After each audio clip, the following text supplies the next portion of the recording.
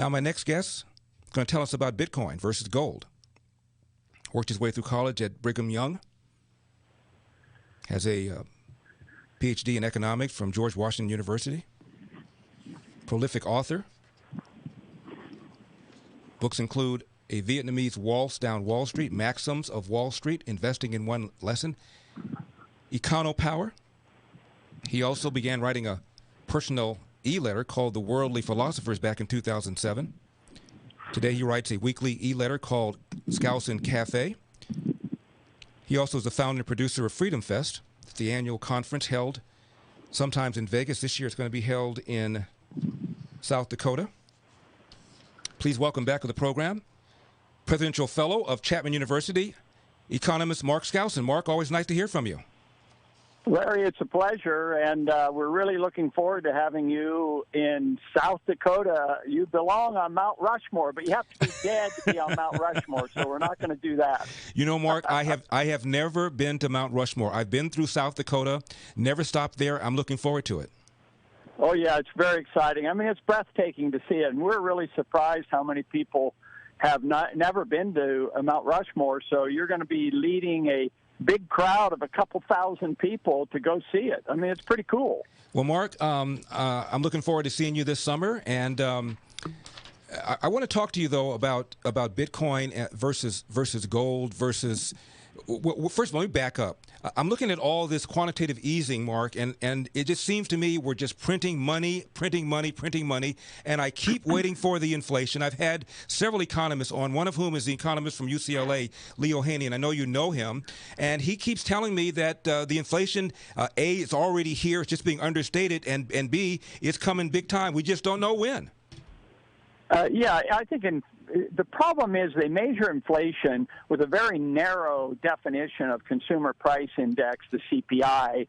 And, of course, it has not really taken off like other investments. I mean, where does the money go? And the money's going into the stock market. The money's going into real estate. We've seen real estate boom.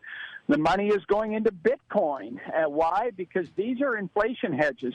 Now, funny thing is, it's not going into gold particularly. In fact, since Biden was elected, since last summer, gold has been in a gradual decline, and it's largely because the dollar is stronger. Gold is quoted in the dollar, and Bitcoin has replaced gold. I don't know for how long, but Bitcoin has replaced gold as the inflation hedge.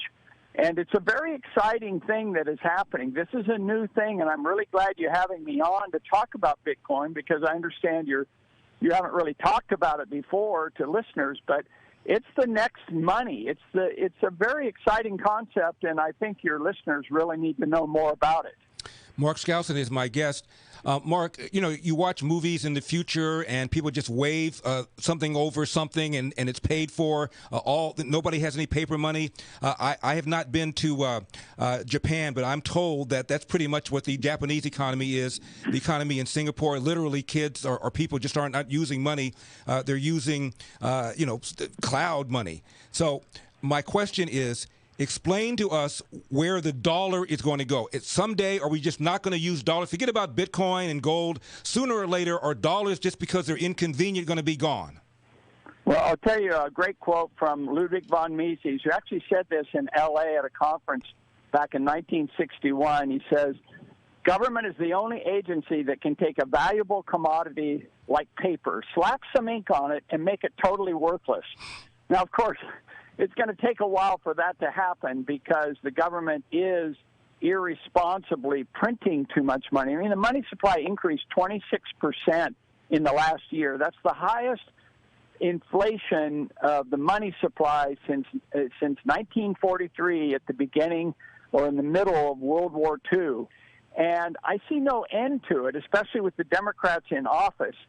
So you need to have inflation hedges. Now, those inflation hedges have been stocks, have been real estate, have been gold and silver in the past, and I'm still recommending all of those things. Mm-hmm. But you have to add Bitcoin to the choice because that is the new currency. And even though it's not used, you are not using Bitcoin to buy anything right now. Some people are. In fact, recently restaurants have been are selling in terms of Bitcoin. People are selling their homes in terms of Bitcoin. So it is starting to circulate as money, and you need a store of value. That's the key. You have to understand that money managers are creating Bitcoin as an asset class. So now more and more money managers are saying, well, we're going to put 2% we're going to put most of our money in stocks and bonds.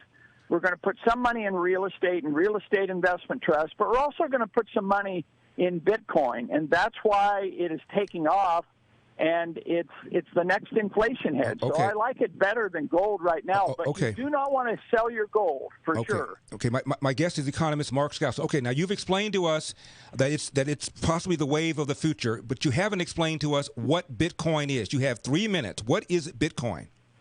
Okay, so Bitcoin was simply a digital currency, and you have to understand the evolution of money. So we started off with gold and silver, then we have paper money to back the gold and silver because that was more convenient. Then we went to checking accounts, and you wrote checks, and now you have electronic transfers of assets, so you never see the money. Like you say, you have the credit card or the debit card, and you just pass it by.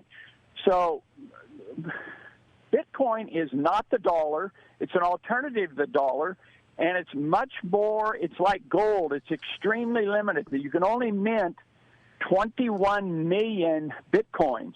It was invented in 2009 by a pseudonym. We've never found this guy named Nakamoto, and he created Bitcoin as a computer code that has a decentralized network of exchange.